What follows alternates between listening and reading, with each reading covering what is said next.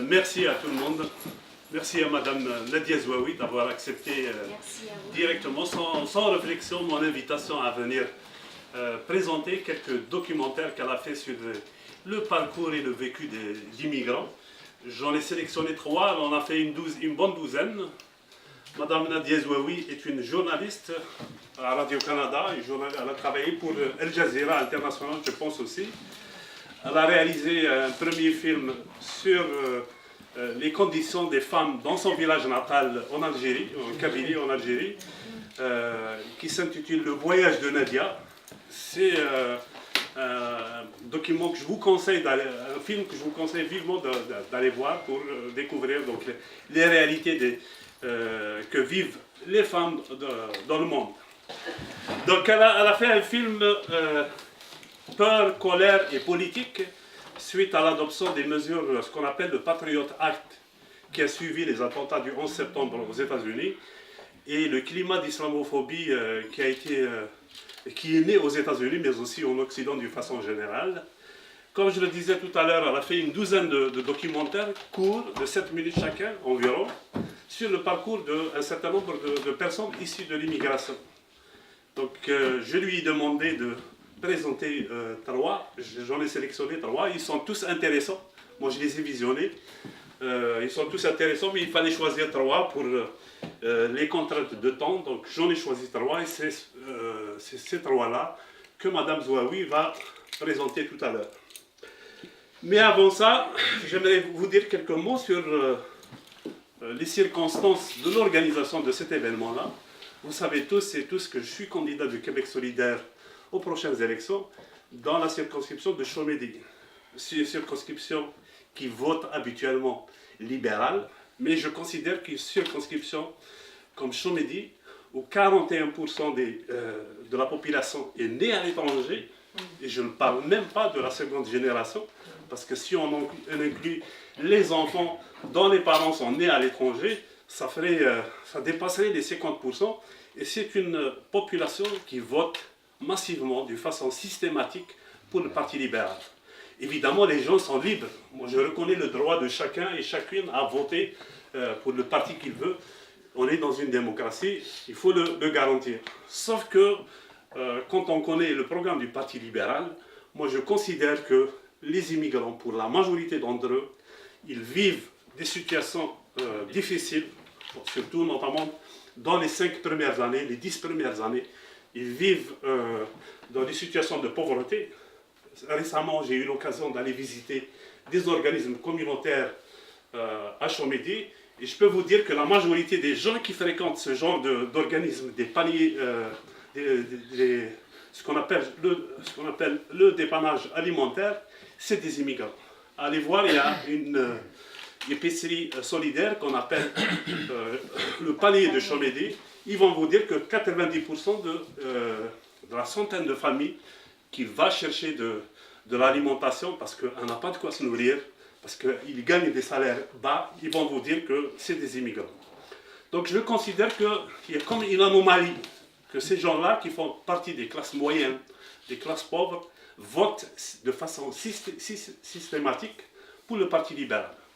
Je considère aussi, je ne suis pas fataliste, les immigrants ne sont pas nés pour voter de façon éternelle pour le Parti libéral. Je considère qu'il y a possibilité que ça change, qu'une partie du vote des immigrants aille au Parti québécois, qu'une autre partie aille, pourquoi pas, à la CAQ, et une autre partie, j'espère, à Québec solidaire, parce que Québec solidaire, j'ai étudié son programme, sa plateforme, il a les meilleures propositions qui vont aider les immigrants à s'intégrer, à s'installer dans la société québécoise, à y faire leur place. Récemment, Québec solidaire a annoncé au cours d'une conférence de presse à laquelle j'ai assisté, à laquelle ont assisté la douzaine de candidats issus de l'immigration, comme ma camarade Graciela qui représente Québec solidaire à Laval-des-Rapides. Il y avait une douzaine de candidates et de candidats représentant ce qu'on appelle les minorités visibles. Il y avait d'autres qui étaient absents. On assure déjà un taux de 18% de représentation de ce qu'on appelle les minorités d'une façon générale parmi les candidatures déclarées par Québec solidaire. il n'y a personne qui fait mieux parmi les partis. Encore moins le Parti libéral qui se prévaut d'être le parti des minorités et le parti des immigrants. C'est faux, c'est une fausseté totale et on peut le démontrer. Donc Québec solidaire, il y a une semaine à peu près, a fait des propositions qu'on appelle des propositions pour l'inclusion des minorités, notamment visibles. La proposition phare de cette série de propositions, c'est l'engagement pris par Québec solidaire d'assurer 25% des recrutements faits par la fonction publique, c'est-à-dire les ministères, les grands organismes, les grandes sociétés d'État, mais aussi le parapublic, les commissions scolaires, les écoles, les centres de santé, etc. etc. 25% des recrutements futurs que vont faire ces organismes-là, la fonction publique, doivent venir des minorités. Ça, c'est l'engagement de Québec solidaire.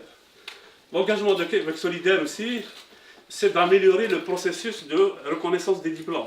On sait que chacun, pour la plupart d'entre nous ici, nous sommes issus de l'immigration, on connaît les difficultés de se faire reconnaître les diplômes d'ailleurs. Il y en a qui sont plus chanceux que d'autres. Moi, j'estime que je suis chanceux, d'autres peut-être aussi, mais la plupart des immigrants ont du mal à se faire reconnaître leur diplôme, et notamment dans les professions régies par les ordres professionnels. Très difficile. Ces organismes-là freinent de toute évidence la reconnaissance des diplômes, notamment dans les métiers de médecins, dans les métiers des pharmaciens, des infirmiers, etc., etc. Donc le Québec solidaire, il prend aussi l'engagement d'améliorer en demandant à l'Office des professions du Québec de discuter avec les organismes, les ordres professionnels, à l'effet d'assainir la situation, de faire une démarche claire pour améliorer le processus de reconnaissance des diplômes. Il y a la question de la francisation aussi, c'est un aspect sur lequel s'engage Québec solidaire. Il s'engage à intégrer les petites entreprises de 10 à 50 employés dans le processus de francisation. Ça veut dire que ces entreprises-là auront l'obligation, dans le cadre d'un gouvernement QIS, l'obligation de gérer eux-mêmes la francisation.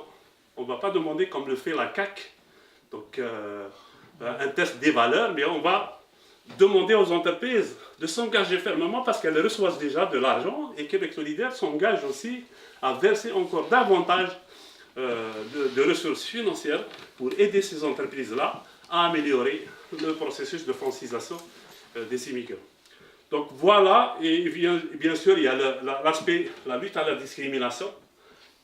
Québec solidaire aussi a pris des mesures fortes pour lutter contre les discriminations, contre les formes de racisme qui sont apparues, qui sont de plus en plus franches, parfois dans certaines régions du Québec. Heureusement que la majorité,